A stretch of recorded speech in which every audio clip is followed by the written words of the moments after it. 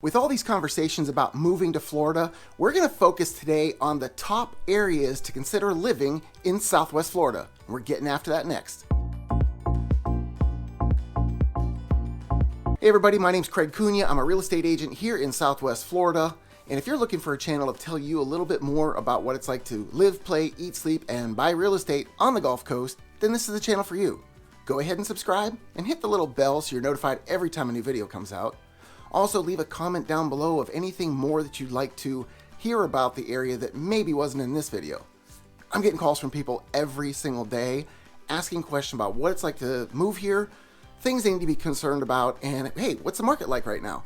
So if you've got a question, you've got to call, text, or email because I've got your back when moving to the Gulf Coast.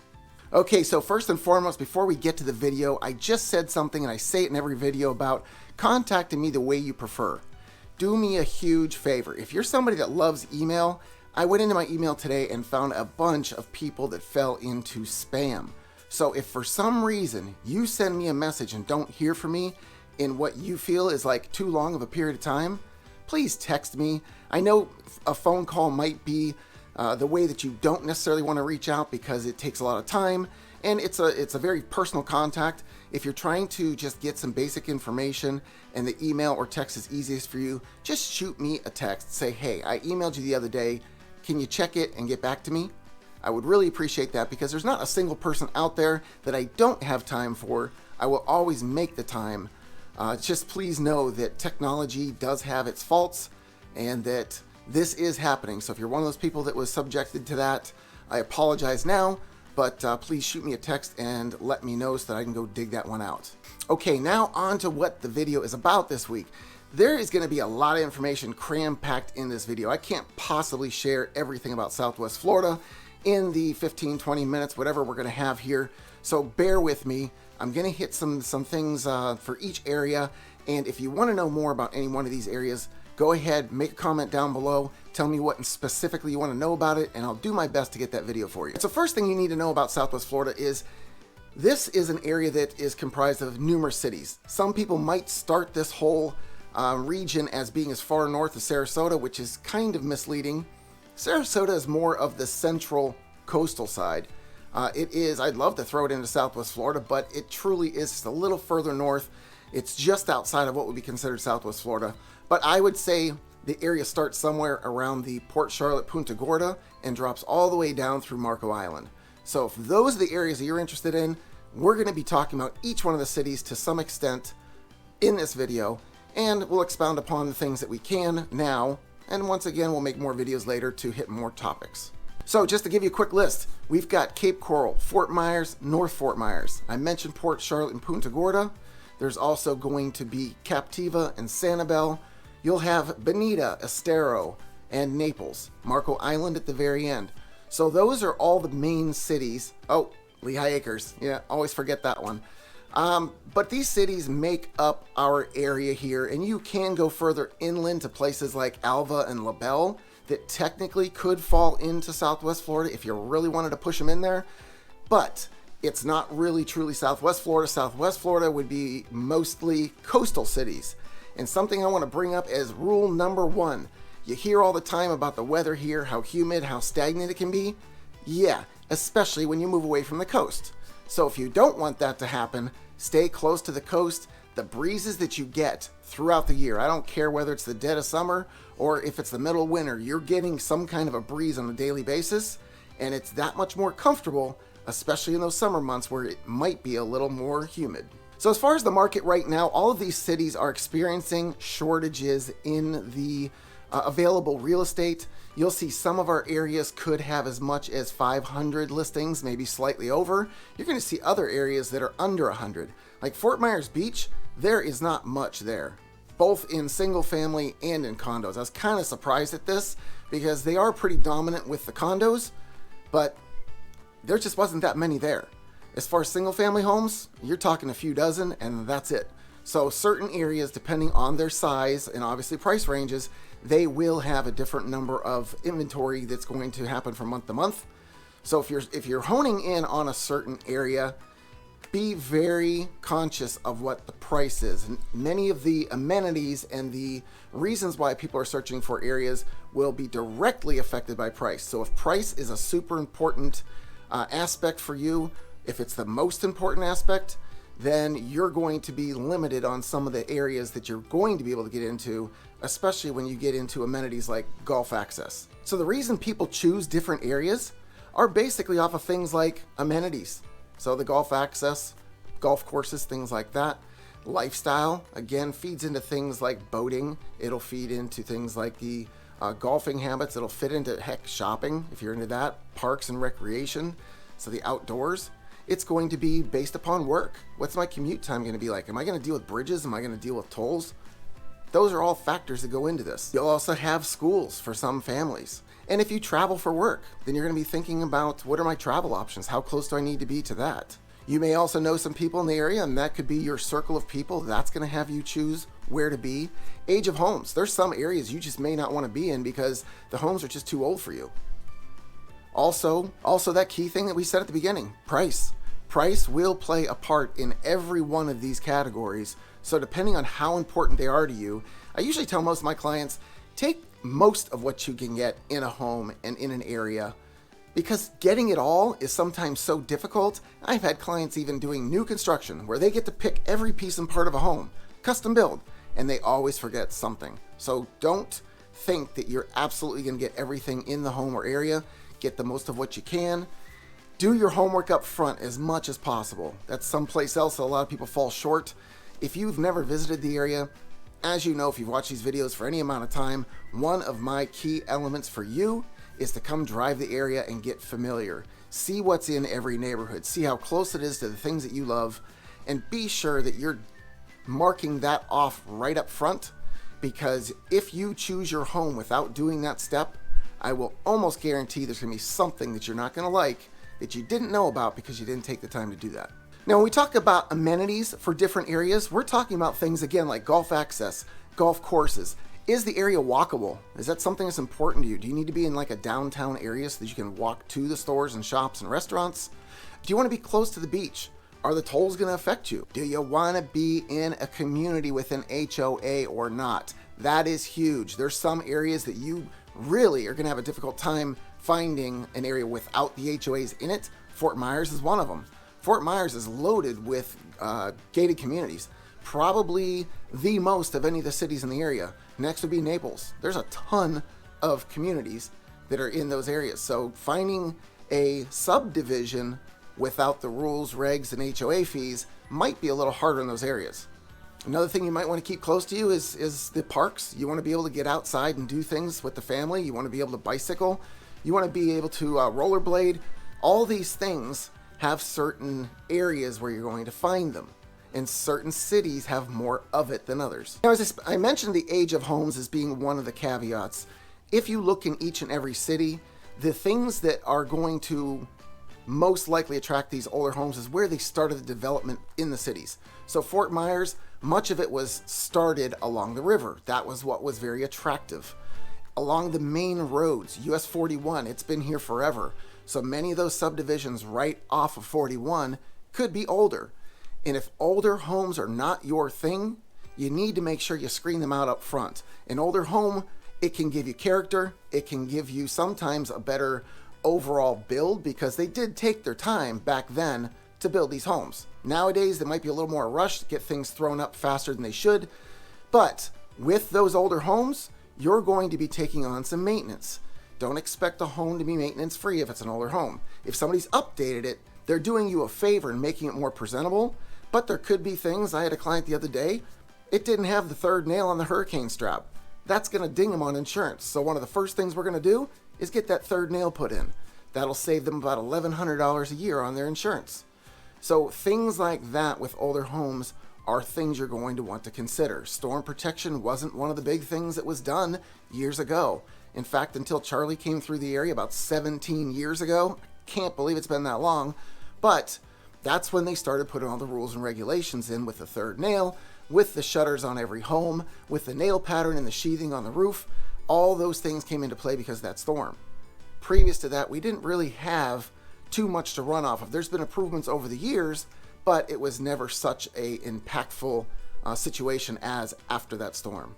So pay attention to the older homes, the things that you're going to need to put into it, and realize that just buying the home at a price is where you start. You're going to have some maintenance on that home at some point. So plan that into your expenses when you're buying the home. The area you choose is also going to depend on the kind of homes that are in the area. So if you're looking for a home style, there's certain areas that are going to be more prevalent for it than others. Example, Cape Coral. If you're looking for a condo, you're not going to the northwest Cape Coral to find a condo.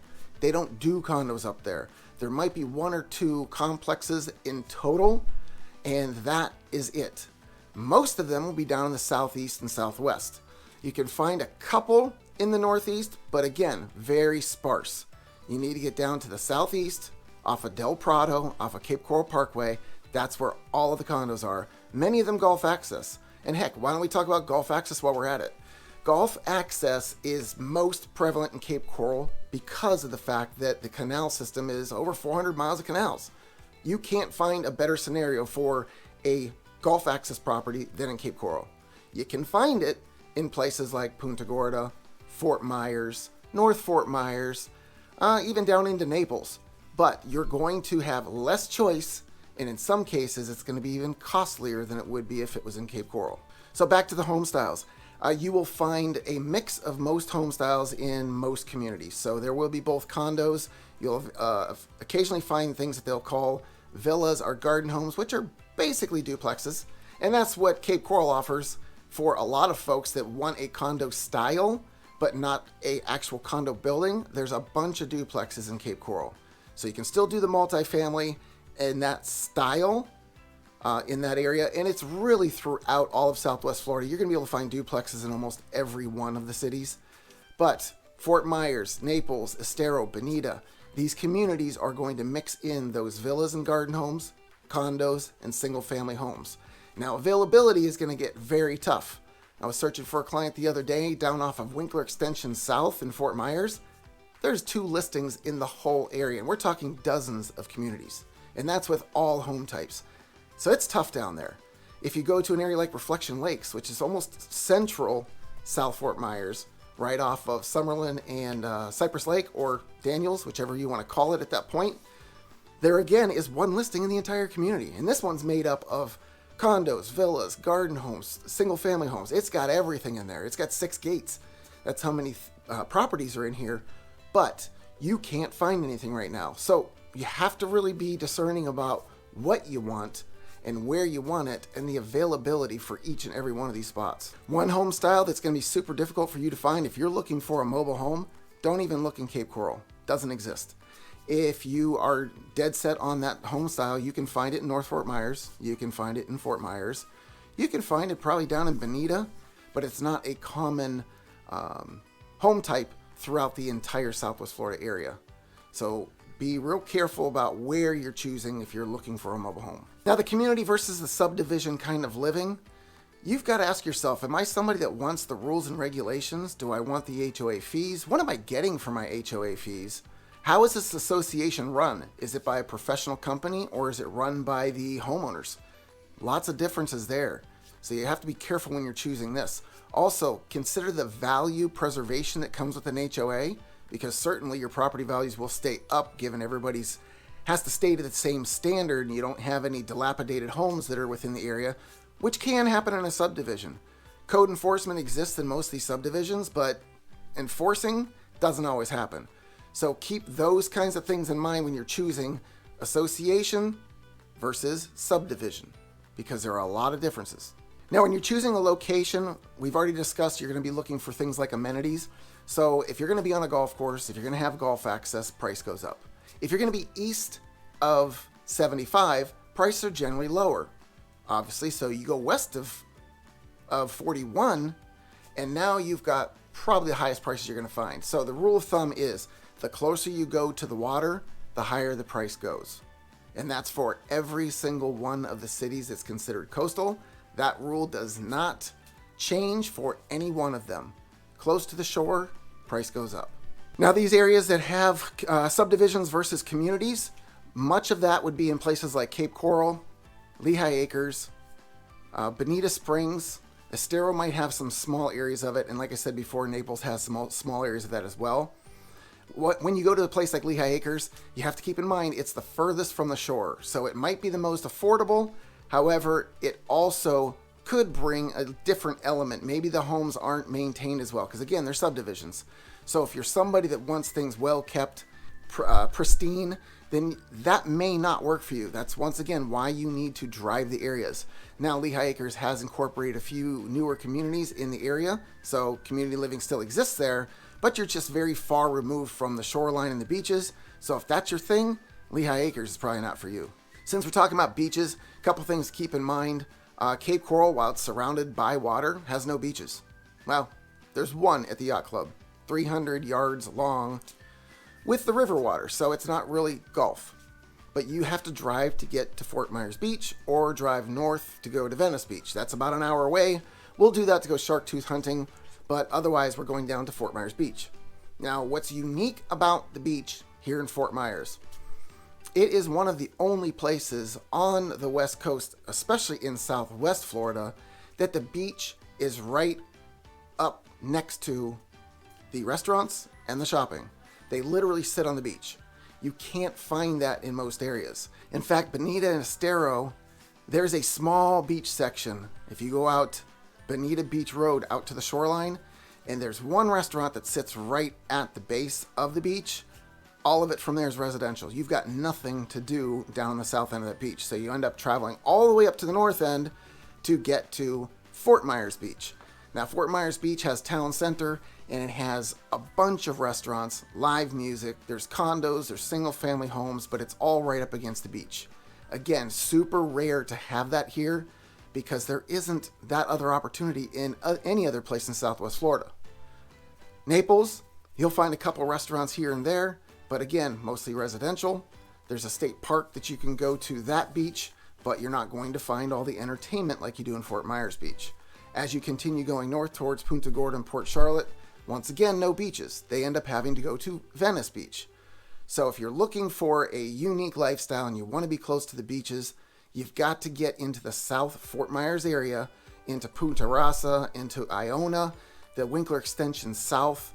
Many of the neighborhoods right off of McGregor can also afford you quick travel to the beaches. Those neighborhoods off of McGregor, the majority of them are subdivisions. That's where the older neighborhoods are. There's even a historic district as you travel further north towards the downtown. That's where you're going to find the Ford and Edison estates. Well, that whole area up there is super unique. The homes are absolutely gorgeous, and the style of building is like nothing else you'll find in Southwest Florida. So if that's your thing, you might want to look in the McGregor area. As we've mentioned a couple times, golf access is another very highly regarded aspect of living in our area. If it's something that you desire for your home, you're going to be in Cape Coral, almost hands down.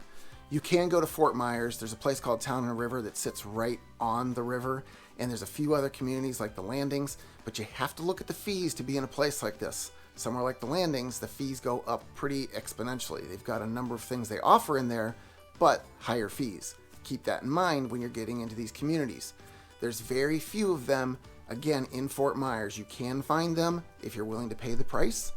Otherwise, skip back over to Cape Coral. Now, on that topic of golf access, the other place I had some clients go to was Punta Gorda. They do have some beautiful options in Punta Gorda. Punta Gorda Isles is one of the most highly regarded communities.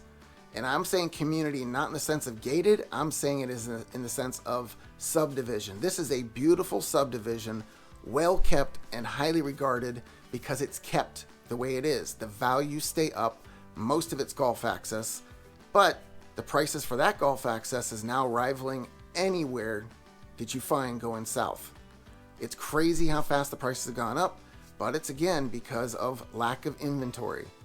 It's a supply and demand thing, and as long as the demand for golf access stays high, so will the prices. Now, one of the downsides you have to consider about Cape Coral is the only way you're getting on and off Cape Coral for the most part is the two bridges that are on the south side. It is a peninsula. So yes, there is land to the north, and there's a bridge up there that starts to go east. That's the only free bridge. It's the one that taps into the downtown area, and you can access it from the northeast side of Cape Coral, which then goes into North Fort Myers. That ties into the downtown. That's the free bridge.